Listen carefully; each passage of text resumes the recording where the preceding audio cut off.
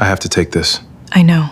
9 years earlier, Cecilia Boone had married Julian Reeves in her grandmother's backyard in Americus, under a magnolia tree, older than either of their family's time in that county, and everyone who stood up to toast them said some version of the same thing.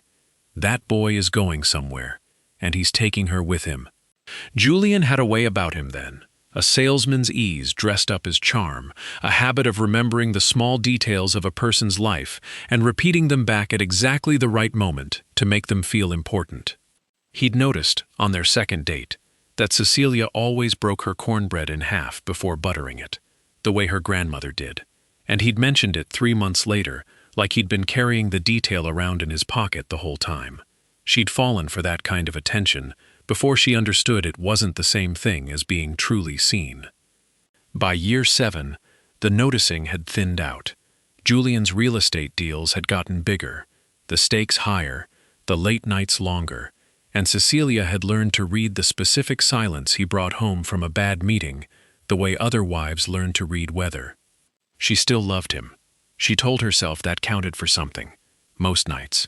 Some nights, lying awake next to a man who'd stopped asking how her school day went, she wasn't as sure.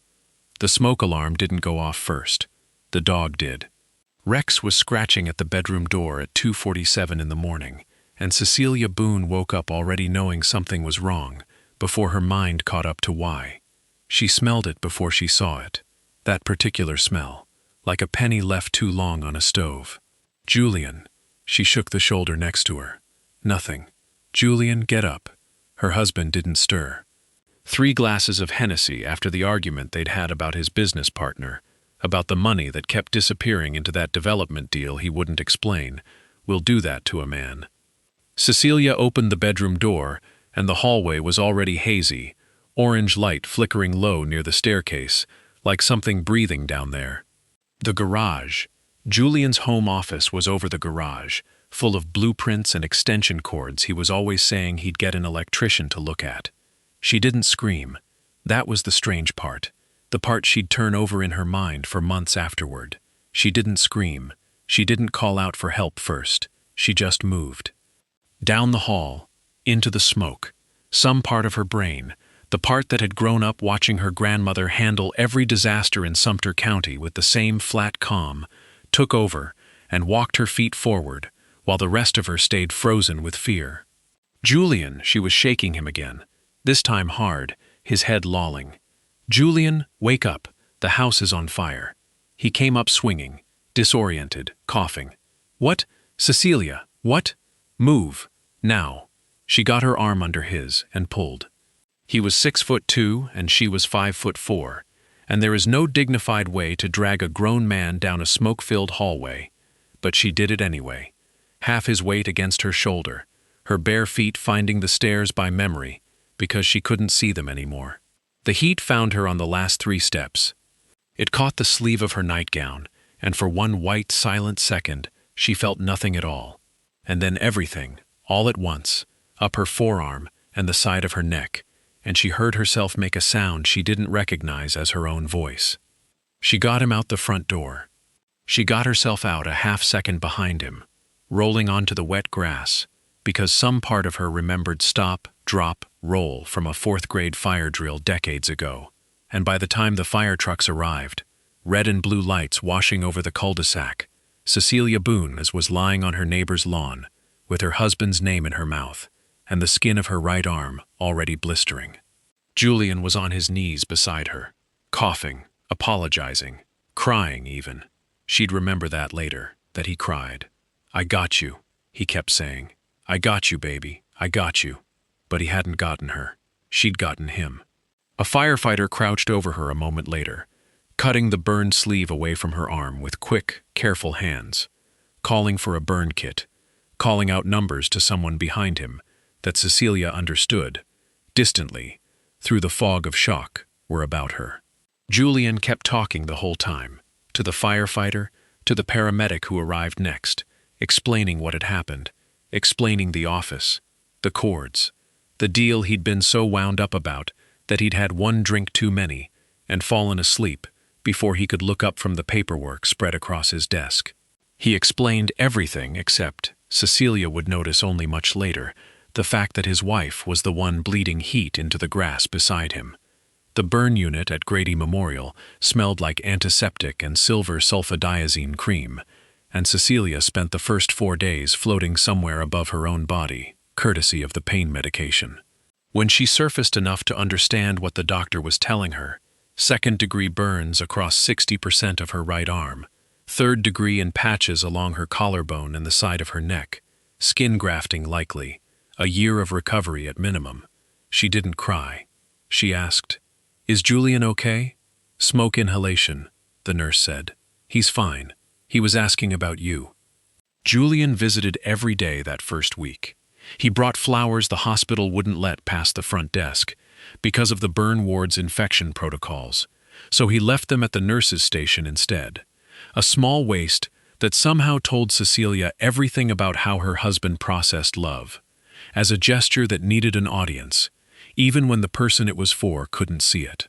"You didn't have to come get me," he told her on day 6, sitting in the plastic chair by her bed, not quite looking at the bandages on her arm. "I would have woken up."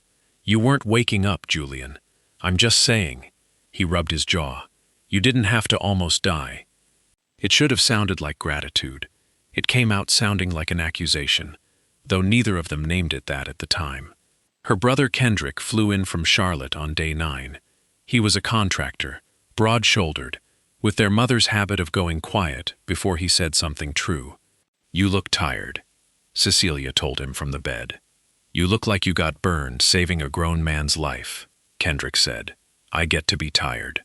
He sat with her, while the nurses changed the dressing on her neck, holding her uninjured hand, not flinching at the parts she flinched at. Julian had left 20 minutes earlier. "A call from the office," he said. "Something about permits. Something about Debbie needing him to sign off on a change order before the inspector came Thursday." "He talks about that office more than he talks about you," Kendrick said, watching the door Julian had gone through. "He's stressed. The deal's been rocky. See," her brother's voice went soft in the way it only did maybe twice a year. "You just walked into a burning house for that man." "I didn't walk. I ran. You know what I mean." She did know. She just wasn't ready, yet, to know it out loud. Her grandmother used to say something about fire. Cecilia had grown up hearing it every time lightning split a pine tree behind the house, every time somebody's kitchen grease caught. "Fire don't make a person, baby. Fire just shows you what they already were." Nana had been gone 6 years now, buried under a magnolia in Americus, but her voice had a way of showing up in Cecilia's head at exactly the moments she needed it, least and most.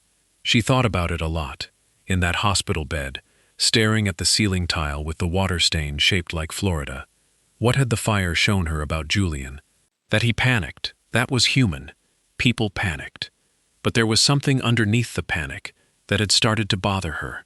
The way he hadn't reached for her first, that first coughing, disoriented second when she'd shaken him awake.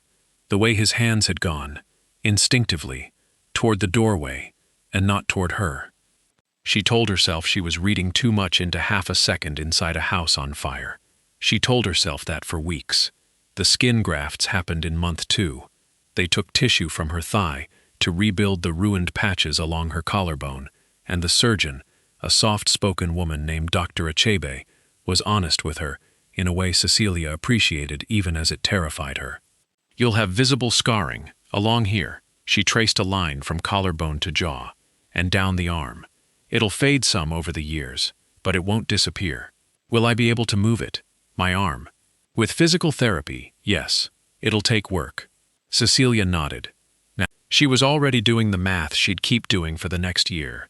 What a body could still do, versus what it used to do without thinking about it. Reaching a top shelf, holding a steering wheel for more than 20 minutes, without the skin pulling tight and hot. Sleeping on her right side, which she'd done her whole life, and now simply couldn't. Julian came to that appointment. He stood by the window the whole time, arms crossed. And when Dr. Achebe finished explaining the scarring, Cecilia watched her husband's face do something she wished, for the rest of her life, she hadn't seen.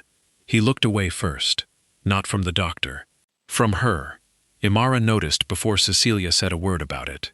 Imara Whitfield had taught second grade in the classroom next to Cecilia's for 6 years, and she had a way of reading a room, or a friend, that came from a lifetime of managing 7-year-olds and their parents simultaneously.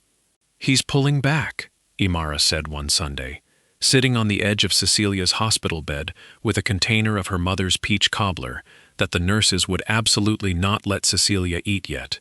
"I watched him in the hallway just now. He didn't even come in." "He's stressed about work. Cecilia." Imara set the cobbler down.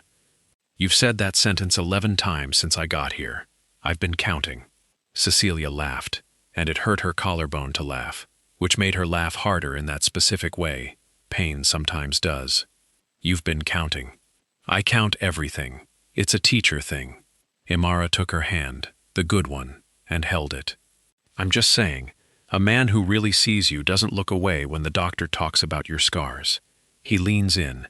He asks how he can help you feel like yourself again. Julian's not like that. He's not demonstrative. Girl, he cried at your wedding for 45 minutes. That was different, was it?" Cecilia didn't answer, because she didn't have one, not yet. Not one she was ready to say out loud, in a hospital room, with the smell of antiseptic, and her friend's cobbler mixing in a way that made no sense, and somehow made everything clearer. 3 weeks later, Julian stopped coming every day. Then he stopped coming every other day. By the time Cecilia was discharged, 4 months after the fire, her right arm wrapped, her neck marked with the raised, shining lines that would be with her the rest of her life. Her husband picked her up from the hospital, drove her home in near silence, and slept on the couch that first night. And every night after. "So I don't roll over and hurt you," he said. She lay in their bed alone, in the house that still smelled faintly of smoke no matter how many times the restoration crew had scrubbed it. And she thought about her grandmother's voice. "Fire don't make a person, baby. Fire just shows you what they already were." She was starting, finally, to see what the fire had shown her. She just didn't yet know how much worse it would get before she understood all of it. The letter came on a Tuesday. Cecilia remembered that detail with unnatural clarity for years afterward. That it was a Tuesday, that it was raining, that Julian left it on the kitchen counter under the fruit bowl like it was a grocery list, and not the end of a 9-year marriage. "I can't do this anymore. I've moved my things to the Marriott on Peachtree until I figure out next steps. I'll have someone come get the rest. I'm sorry." 6 months after the fire. 6 months of physical therapy 3 times a week, of learning to make a fist again with a hand whose tendons had tightened from the grafting, of nights she couldn't sleep because the itching under the new skin felt like something was crawling beneath her collarbone.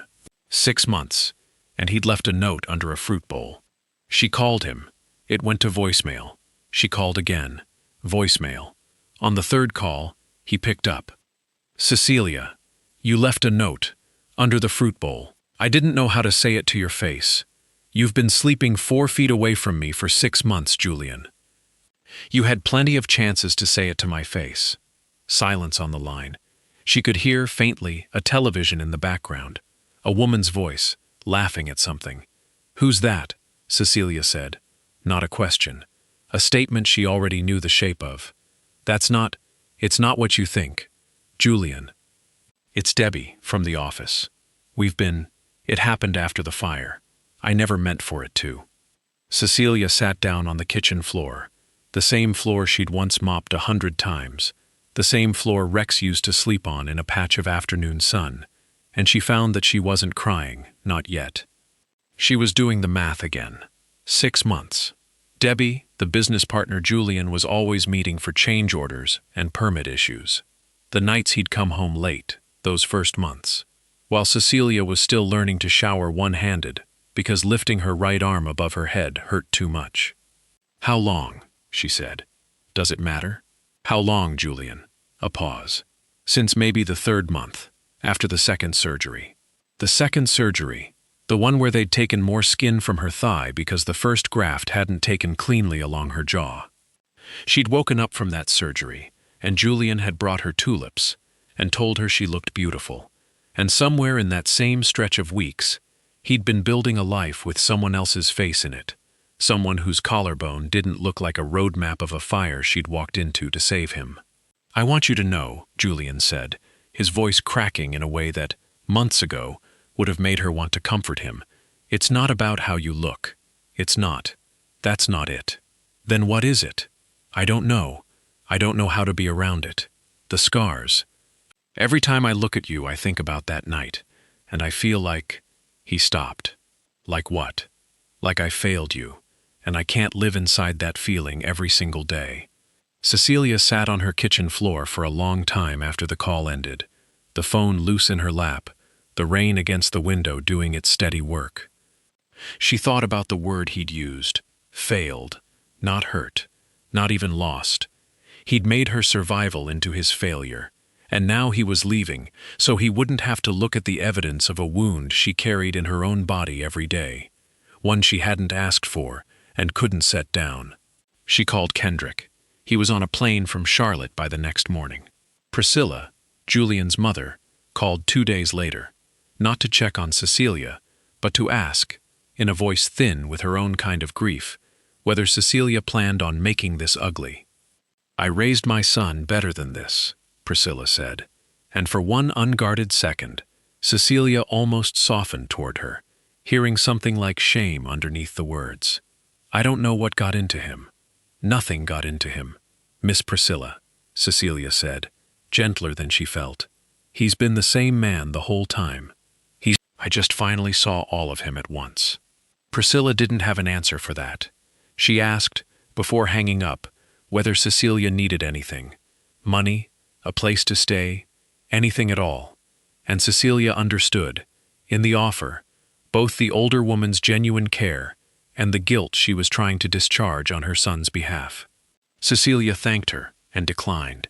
She didn't need rescuing by the family of the man who'd left her to drown. She'd already proven, in a burning hallway a year earlier, that she could get herself out. The divorce filing came 4 weeks later. Julian's lawyer, Debbie's cousin, it turned out, small world in the way small betrayals always are, sent papers offering Cecilia the house, underwater on its mortgage after the fire restoration debt, and asking for nothing else in return, which Julian's people framed as generosity, and Kendrick called, more accurately, a man buying his conscience back at a discount. Cecilia didn't fight the house. She didn't want it. Every hallway in it still had a memory of orange light and heat in it, and some nights she woke up certain she smelled smoke, certain the alarm was about to go off, certain she had to move fast before it was too late, and every time, it took her a full minute of lying still in the dark to remember there was no fire. There hadn't been, in that house, for a year. What she did fight for, quietly, through her Aunt Ijoma, who'd practiced family law in Atlanta for 22 years and agreed to represent her for the cost of Sunday dinner once a month, was the insurance settlement from the original fire claim, which Julian's lawyer had conveniently forgotten to mention in the first round of paperwork. "He thought you'd be too tired to notice," Ijoma said, spreading the documents across Cecilia's kitchen table, the one unsmoke-damaged piece of furniture left in the house. "Too worn down. People do that to grieving folks all the time. Bank on the exhaustion." "I am tired," Cecilia admitted. "I know, baby, but tired isn't the same as done." Ijoma tapped the settlement figure with one manicured nail. "This is yours. You earned every bit of it the hard way, and I mean that literally. Don't let him walk off with it, because you didn't have the energy to ask twice."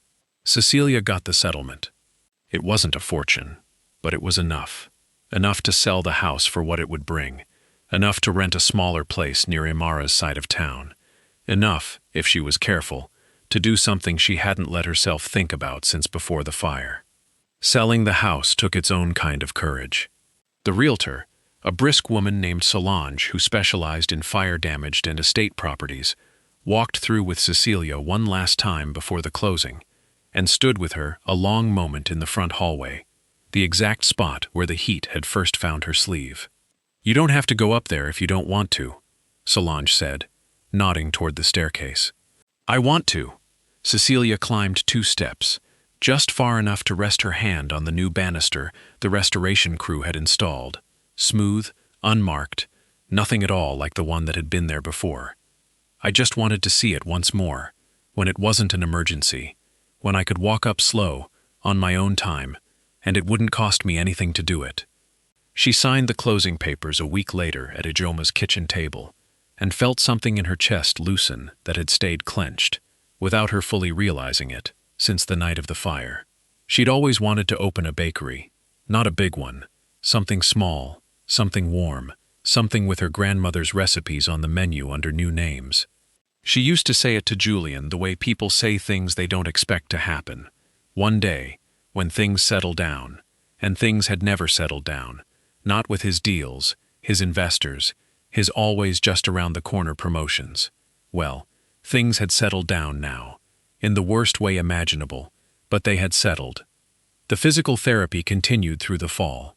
Her therapist, a patient, no-nonsense man named Terence, worked her scarred arm through range of motion exercises twice a week, and slowly, painfully, the fist she made got tighter, the reach over her head got higher, the burning itch under the graft sites got quieter. "You're doing better than most people I see," Terence told her in October. "A lot of folks give up on the exercises around month 4. The pain's not fun." "I don't really have the luxury of giving up," Cecilia said. "Turns out grief's a pretty good motivator." He didn't ask what she meant. He'd seen enough burn patients to know that the fire was rarely the only fire a person was recovering from. Imara came by most evenings that fall, bringing takeout, sitting with Cecilia while she practiced the recipes for the bakery on butcher paper spread across the kitchen table. Sweet potato biscuits, a pound cake recipe passed down from 3 generations of Boone women, a peach hand pie Nana used to make every August when the fruit stand out on Highway 19 had its best crop in. "You're glowing," Imara said one night, watching Cecilia pull a tray of biscuits from the oven with her scarred hand, the movement smoother than it had been in months. "I haven't seen you glow like this since before the fire." "I don't feel like I'm glowing. I feel like I'm surviving. Sometimes that's the same thing, from a distance." Imara took a biscuit before it had cooled enough, burned her fingers, laughed at herself. "You know what my mother always says? A woman finding her feet again looks a lot like a woman just standing there. Nobody claps for it, but it's the hardest part." Cecilia thought about Nana again, about fire showing you what a person already was. She wondered, standing in her kitchen with flour on her scarred forearm and the oven's warmth against her face, what the fire had shown her about herself. She thought maybe it had shown her that she was harder to burn all the way down than anyone, including her, had ever known. Julian married Debbie in the spring, 11 months after the divorce was finalized. Cecilia heard about it from a mutual friend who probably shouldn't have told her, at a wedding held at a venue on the west side of Atlanta that Cecilia recognized, distantly, as one of the properties Julian's development company had been fighting to close on the night of the fire. She felt, when she heard the news, less than she expected to. A small ache, low and familiar, like pressing on a bruise you know is healing. Not devastation, just a fact landing somewhere it used to hurt more. She was 31 years old, 1 skin graft, 1 divorce, and a settlement check away from opening the doors of a bakery she'd named, after weeks of turning over ideas with Imara, with Kendrick, with Ijeoma, Magnolia and Ash. Ash, because you couldn't pretend the fire hadn't happened. Magnolia, because something had bloomed there anyway. Magnolia and Ash opened on a Saturday morning in late September, 18 months after the fire, on a corner storefront in Grant Park, with big front windows and a chalkboard sign Kendrick had built the frame for himself. The smell of Nana's sweet potato biscuits filled the block by 7 a.m., and by 9, there was a line down the sidewalk that made Cecilia's chest tight, with a feeling she hadn't let herself have in a long time. Not fear, not grief, just pride, plain and warm. Imara worked the register that first month, since she had summers and after-school hours to spare, and it was Imara who first pointed out the man who kept coming in on Wednesday and Friday mornings, always ordering the peach hand pie, always sitting at the same corner table by the window, always with a battered paperback he never seemed to actually read. "He's watching you," Imara said, low, refilling the pastry case. Not in a weird way, in a, I don't know, a noticing way. Everybody's watching everybody in a bakery, Amara. It's a small room. Cecilia. She looked. The man was maybe mid-30s, work boots, forearms that suggested he did something with his hands for a living, a gray Carhartt jacket folded over the back of his chair, even though it was 70 degrees out. He caught her looking and didn't look away fast, the way most people did when caught. He just gave a small nod, like he'd been waiting, politely, for her to notice him first. His name was Andre Faulkner. She learned that 3 weeks later, when he finally worked up the nerve to say more than thank you at the register. I run a restoration crew, he told her, the 4th or 5th time he came in, standing at the counter instead of heading straight to his corner table. Fire and water damage mostly. Rebuilds. I did some work on a house, 2 streets over from here last year, the Petersons, if you know them, and I've been meaning to ask. Did you used to live over on Willowmere? Cecilia's hands went still on the pastry bag she was folding. How did you know that? I didn't, for sure, but my crew did the smoke remediation on a house over there, about 2 years back. Real bad electrical fire. Woman pulled her husband out of it, 2nd and 3rd degree burns. He said it plainly. No pity in it, just the flat professional recall of a man who'd seen a lot of burned houses. I remember, because most people don't go back into a fire for somebody. Most people run. Cecilia set the pastry bag down. That was me. Andre didn't say I'm sorry. He didn't say that must have been so hard, the way most people did, the way that always made her feel like an exhibit instead of a person. He just nodded, slow, like he was recalculating something in his head, and said, "That explains the biscuits, then. My grandmother used to say the best cooking in the world comes out of people who've survived something." It was such a strange, specific thing to say that Cecilia laughed before she could stop herself. A real laugh, surprised out of her. "Your grandmother sounds like mine." She probably does. Grandmothers from down south all learned the same 11 sayings. I'm convinced of it. Andre had his own scar tissue, though he didn't volunteer it easily.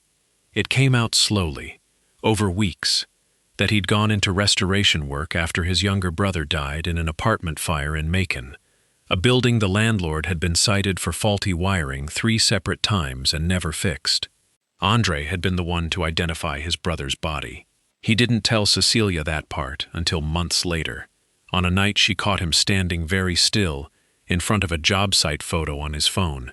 And even then, he told it plainly, without asking for comfort, the way a man tells you something he's already made peace with carrying. "So when people ask why I do this," he said, "why I spend my life pulling char off other people's walls, it's not really about the wood. I just can't stand knowing a fire happened to somebody, and nobody went back to make it right." Cecilia understood, hearing that, why he'd noticed her the way he had that first Wednesday morning. Not the scars themselves, but what the scars meant. He wasn't drawn to her, despite what the fire had done. He recognized, in her, someone else who'd walked through something and kept walking. She gave him the peach hand pie on the house that day. He left a $5 tip in the jar anyway, and told her he'd see her Friday. He did see her Friday, and the Wednesday after that. It took him 2 full months to ask her to dinner, which Amara found both endearing and infuriating in equal measure. The man restores burned-down houses for a living, and he can't ask a woman to Applebee's. But Cecilia found, when he finally did ask, low and a little awkward, standing by the register with his Carhartt jacket half on, that she wasn't in any hurry either. She'd learned, in the 18 months since the fire, that some things were worth rebuilding slowly, with better materials than the first time. Their first dinner, Andre asked about the scars without flinching, without pity, without the careful way most new people tiptoed around the topic, like it was a hole in the floor they might fall through. "Does it still hurt?" "Some days. Mostly, it just itches when the weather changes. My therapist says that's normal, the nerve endings regrowing." "Can I ask what happened?" "The fire, I mean." "You don't have to," she told him. All of it, eventually, over the course of that dinner, and 3 more after it. The smoke alarm that hadn't gone off, Rex scratching at the door, dragging Julian down the stairs, the hospital, the note under the fruit bowl, Debbie, the divorce, the bakery built out of a settlement check, and her grandmother's recipes. Andre listened the way Nana used to say a person should listen, with his whole face, not just his ears, no interrupting, no rushing her toward the parts that made him more comfortable. When she finished, he was quiet for a moment. "He left you while you were learning to use your hand again," Andre said finally. Not a question. "Yeah. I rebuild houses for a living, Cecilia. I've seen the aftermath of 100 fires. You know what the framing lumber looks like, underneath, after a bad one. Charred black on the outside, sometimes 2 inches deep, and you'd think that's it. That wood's ruined. Throw it out." He turned his water glass slowly on the table. "But you cut into it, and past that char, the wood underneath is often stronger than it was before the fire touched it. Heat hardened. It's one of the strange things about fire damage nobody talks about. Sometimes it doesn't ruin the material. It reveals what was load-bearing all along." Cecilia didn't say anything for a moment. She thought about Nana. Fire don't make a person, baby. Fire just shows you what they already was.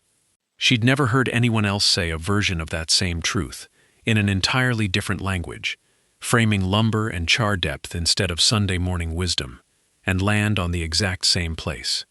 "That's a good thing to know how to say to a woman on a third date," she said finally, and he laughed, surprised, and some of the careful tension between them eased into something easier.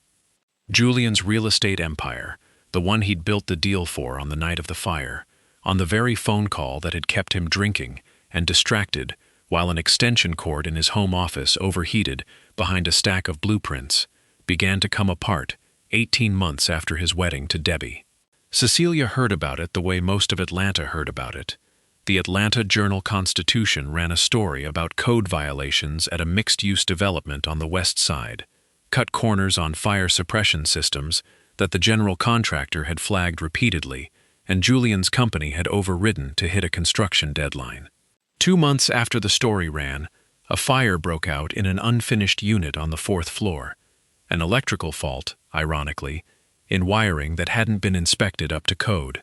No one died. That was the mercy of it. But the fire triggered a county investigation. The investigation triggered a lawsuit, and the lawsuit triggered the kind of headline that made investors quietly, permanently disappear. Kendrick showed Cecilia the article on his phone at Sunday dinner, half apologetic for even bringing it up. "You don't have to read it. I want to." She did. She read the whole thing, twice, sitting at Ijoma's dining table, with a plate of collard greens going cold in front of her, and when she finished, she felt something she hadn't expected to feel. Not vindication exactly, something quieter. Something closer to recognition. "He built his whole comeback on cutting the same corner that almost got me killed," she said finally, setting the phone down. "He watched what fire does to a body he used to love, and 2 years later, he cut the fire suppression budget on a building full of strangers." "Some people don't learn the lesson," Ijoma said, refilling Cecilia's tea. "They just get better at avoiding the parts of themselves that would have to." Debbie, according to the article's follow-up piece 6 weeks later, filed for divorce the same month the company's investors began pulling out. She'd married the version of Julian that was closing 8-figure deals and buying penthouse condos, not the version now fielding subpoenas and personally guaranteeing debt he couldn't cover. Cecilia read that follow-up article at the bakery counter, on a slow Tuesday afternoon, Andre sitting across from her with his coffee and his paperback he was, for once, actually reading. "You okay?" he asked, watching her face. "Yeah," and she found, setting the phone face down on the counter, that she meant it. "I think I actually am," Kendrick heard, that same week, through the small world circuit of Atlanta contractors, that Julian's crew had been let go without their final paychecks when the company's accounts froze. He drove to the bakery to tell Cecilia himself, half-braced for her to feel something complicated about it. "You don't have to feel sorry for him," he said, sitting at the corner table with a cup of coffee he wasn't really drinking. "I just didn't want you hearing it secondhand and wondering why I didn't say anything." "I don't feel sorry for him exactly." Cecilia wiped down the counter, thinking it over. "I feel like I finally understand something I couldn't see clearly while I was still inside it. He was never going to change on his own timeline. He only ever moved when the floor gave out under him. And you? You good? I'm better than good, Ken. I just don't need to make his ending mean anything about mine. She smiled at her brother and meant it. That's the part that took me the longest to learn. Julian came into Magnolia and Ash on a Wednesday morning in November, almost 3 years to the month since the fire. Cecilia knew him before she saw his face. She knew the particular hesitation of his footsteps, a habit of pausing half a beat before entering any room, like he was checking whether the room wanted him in it. She'd married that hesitation once. She'd learned it the way you learn a person's handwriting. He looked older than 3 years should have made him, thinner in the face, a gray thread at his temple that hadn't been there before, a suit that had clearly once fit better than it did now. Imara, at the register, went very still. Cecilia caught her eye and gave a small shake of her head. "I've got this," and came out from behind the counter herself. "Julian, Cecilia, hey." His hands moved like he didn't know what to do with them, finally landing in his pockets. This is a beautiful place. I heard about it. I should have come by sooner." "You could have, I know." He looked around at the front windows, the chalkboard menu, the small crowd at the corner tables. Magnolia and Ash. That's a hell of a name. It fits. He nodded, and there was a silence between them that neither of them rushed to fill. The kind of silence that used to make Cecilia anxious and now just felt like a room with enough air in it. "I read about the lawsuit," she said finally, because someone had to say it, and she wasn't going to pretend she hadn't. "The fire in the West Side building. I'm glad no one was hurt." Something moved across his face. Shame, maybe, or the closest he'd let himself get to it in public. "Yeah. I made some decisions I shouldn't have. The suppression budget, the timeline. I told myself it was fine. I told myself a lot of things were fine, back then." He looked at her directly for the first time since he'd walked in. "I think about that night a lot. The fire, what you did. I know you do." She wasn't unkind about it. She just wasn't going to soften it either. "You told me, when you left, that you couldn't look at me without thinking about failing me. I've had 3 years to think about that sentence, Julian, and I finally understand what you actually meant by it." "What did I mean? You didn't leave because you failed me. You left because I survived, and my scars made you look at the kind of man you actually are, instead of the kind of man you wanted to believe you were. That was never about my body. It was about your reflection in it." He didn't argue. That, more than anything he could have said, told her how much 3 years and a bankruptcy filing and a second divorce had worn down whatever armor he used to wear into rooms like this one. "Debbie left in March," he said quiet. "I heard. The company's basically gone. I'm staying with my mother right now, actually. Priscilla's letting me use the guest room while I figure some things out." A short, humorless laugh. 38 years old. Moved back into my mama's guest room. Cecilia felt, watching him, something she hadn't expected. Not triumph, not the cold satisfaction she'd imagined she might feel if this moment ever came. Just a kind of tired compassion, the sort you might feel for a stranger going through something hard, filtered through the specific ache of knowing exactly how he'd gotten there. "I'm not going to pretend I don't understand the shape of what happened to you," she said. "Losing something you built. It's a real loss, whatever led to it." She paused. "But I need you to hear this clearly, Julian, because I don't think I've ever said it to you plainly before.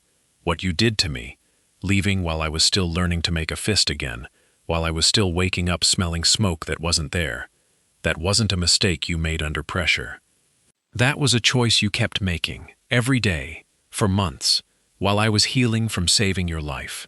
I don't hate you for it anymore. But I'm not going to comfort you through the consequences of it either. I'm not asking you to. I think, a little bit, you are. I think that's why you're here." She said it gently, but she said it. And I understand why. It's hard, watching everything you built burn down and realizing you're the one who lit the match. But that's yours to sit with, not mine to fix. Julian was quiet for a long moment, looking at the bakery around them, the chalkboard sign, the framed photograph behind the register of Cecilia's grandmother in her own kitchen decades ago, the small, warm, thriving thing his ex-wife had built out of the wreckage he'd walked away from. "You built something good," he said finally. "I did. I hope." He stopped himself, seemed to reconsider, started again. "I'm glad you're okay, Cecilia. I mean that. Whatever else is true, I believe you." And she did. That was its own kind of peace, believing him without needing anything more from it. "Take care of yourself, Julian." He left without ordering anything. Cecilia watched him go through the front window, watched him pause on the sidewalk the way he used to pause before entering a room, and then watched him walk on, smaller against the street than she remembered him being. She thought, watching him go, of the fire trucks pulling away from the cul-de-sac 3 years earlier, red and blue lights sliding off the wet grass, the neighbors in their bathrobes clustered on porches, and how she'd believed, in that moment, that the worst thing that could happen to her had already happened. She hadn't known yet that the fire wasn't the wound. The fire was only the first thing that showed her where the real wound was, and it had taken losing Julian entirely, months of learning to hold a spatula with a hand that didn't want to close all the way, to understand that some kinds of healing can't happen inside a marriage that was never built to survive the truth of who either of them really was. Amara came up beside her, bumping her shoulder gently. "You good?" "I'm good," Cecilia found, saying it, that it was simply, unremarkably true. "I really am." Andre proposed the following spring, in the bakery itself, after hours, with flour still on the counters from the day's last batch of biscuits, and Rex, older now, gray around the muzzle, but still hers, asleep in the corner by the ovens. He didn't make a speech. He just told her, plainly, the way he told her most things, that he'd spent enough of his life restoring things other people had given up on to know the difference between a structure worth saving and one that was better left to fall, and that she was, without question, the first thing in his life he'd ever wanted to build with, not just for. She said yes with flour on her scarred hand, and Nana's recipe card spread across the counter between them, and she thought, standing there, of the exact shape of the sentence her grandmother used to say, and understood, finally, all the way down, what it had always meant. Fire didn't make her. It hadn't made Julian into someone new either. It had only burned away whatever had been covering up who he already was underneath, same as it had done for her. The difference was what each of them had done with what the fire revealed. He'd run from it. She'd built a bakery out of it, and a new love, and a life with her own name on the lease, her own hands on the register, her own scars worn openly instead of hidden under long sleeves. There's a kind of strength nobody claps for, because it doesn't look like winning. It looks like a woman standing at a stove at 6 a.m, grafted skin and all, turning out biscuits because she decided, somewhere in a hospital bed 18 months earlier, that her life was still hers to build, regardless of who'd walked out of it. Cecilia Boone didn't get her justice in a courtroom, or in a single dramatic confrontation, or in watching Julian suffer the way she once suffered. Her justice came slower than that, and quieter. It came in the shape of a life fully rebuilt on her own terms, brick by brick, biscuit by biscuit, while the man who left her crumbled under the weight of choices he never stopped making, even after he'd seen exactly where they led. If there's a lesson in it, it isn't about revenge.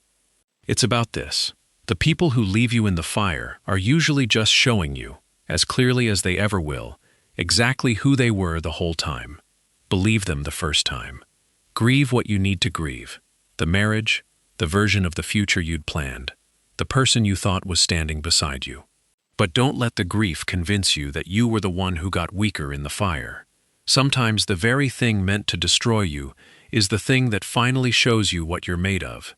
And it turns out, more often than anyone expects, that what's underneath the char was load-bearing all along.